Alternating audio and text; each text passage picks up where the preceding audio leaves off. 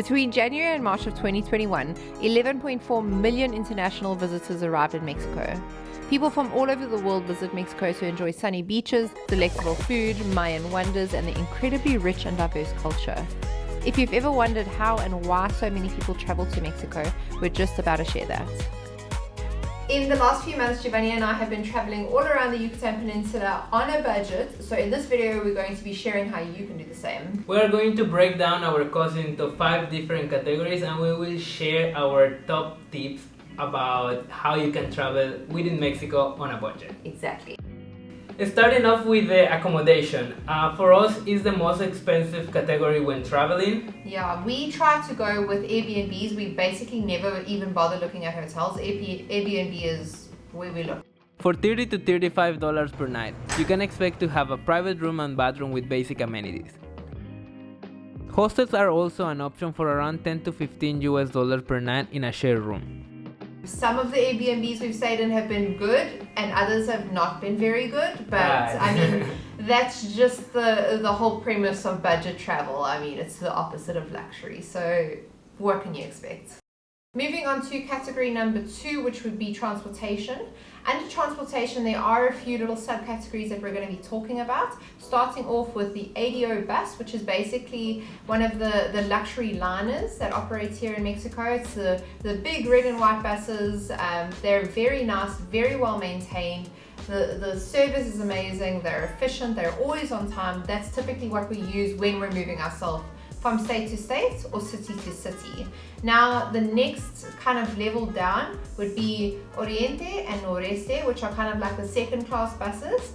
These buses are typically very old, not maintained, no, they're kind of dirty, and they make a lot more stops in smaller towns along the way, so the journeys are definitely longer. However, this mode of transportation is definitely a bit cheaper than the luxury liner, which is the ADO bus. Exactly. Another way of transportation we use only when it's needed are taxis. Taxis are pretty much available in the Yucatan Peninsula and everywhere. Yeah. And probably you will know more about Uber, but Uber is only available in the city of Mérida and in the Yucatan state. However, here in Quintana Roo, it's not a thing. Yeah, and in other little small towns and things in Yucatan state, we haven't seen Uber either. So far it's only Mérida. Only Mérida as the main city. The cheapest way of transportation we use here in the Yucatan Peninsula have been the Colectivos, which basically are minivans, and these minivans are mainly used by locals. So they go from point A to B with different stops as well,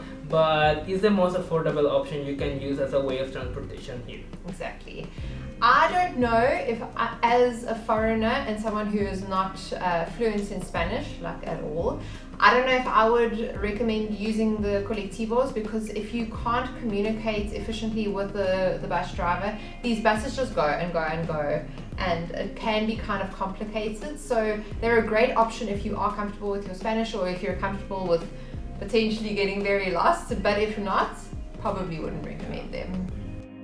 We are very particular with the tours and activities we decide to do, primarily because in this region all of these things are quite pricey.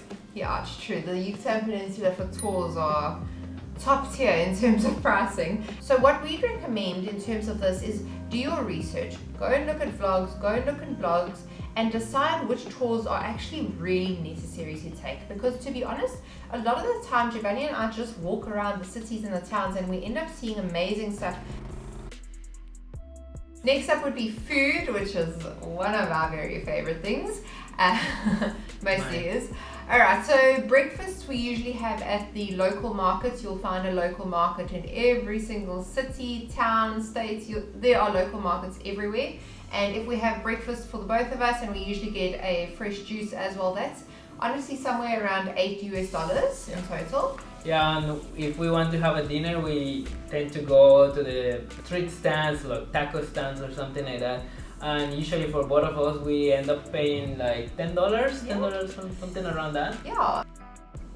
Next up in our list will be the miscellaneous items. In this category, we'll put the water that we get while we are in our trip. So we just get bottled water because the tap water is not safe to drink. Exactly. And snacks, we cannot forget those snacks. Basically, there's 3 main places that we would stop on the side of the road to grab snacks. You've got the OXXO stores, which are everywhere. You've got the Six stores, which are it's like bottles, a bottle convenience store, hybrid kind of thing. And then you've got the tienditas, which are the little locally owned, family owned, tiny little shops that they sell fresh produce, snacks, basic essentials. Everything, Yeah. Out of all three of those establishments that I just mentioned, prices are pretty much standardized, so it doesn't really matter where you go. It's all going to cost you the same pretty much. So when it comes to our overall daily travel budget here in Mexico, Giovanni and I took a look at all of our expenses over the last few months, and it comes out to approximately $60 per day for the two of us, including accommodation, food, transportation, and some very selected tours. Of course, this amount will be different for everyone, but we hope this information gives you a little bit of the idea how much you will need to travel within Mexico. Yeah, per day. And keeping in mind, we're obviously a couple, so... But I mean, like we said, $30 a day for Airbnb is pretty much like the good to go, yeah. The good amount we found. Yeah. All right, now the part I'm sure you've all been waiting for. We're on to our top tips for traveling Mexico on a budget. Keeping in mind, we're specifically talking about the Yucatan Peninsula. Convert your money into pesos on arrival into Mexico to avoid being ripped off by the vendors. Visiting in slow season means that you'll be able to save money on tours and accommodation, but just keep in mind that slow season is also hurricane season. Ask the locals where they eat and you for sure will save a ton while enjoying authentic local cuisine. Delicious? Very good. Yeah. This may sound like common sense, but if you can avoid going to the beachfront areas of Playa del Carmen, Tulum, Cancun, that is a surefire way to avoid being charged tourist prices. Yeah. Be picky with the tours you go on. A lot of this region can be enjoyed by simply strolling the streets and seeking out the hidden gems.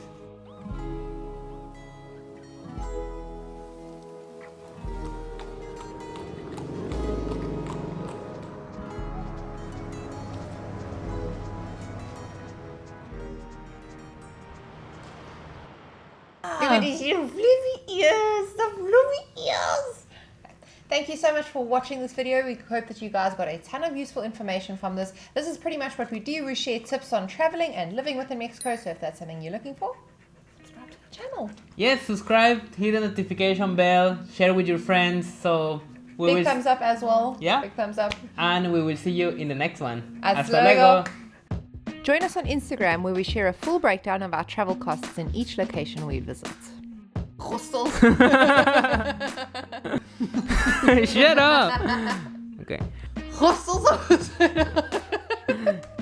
Hostels or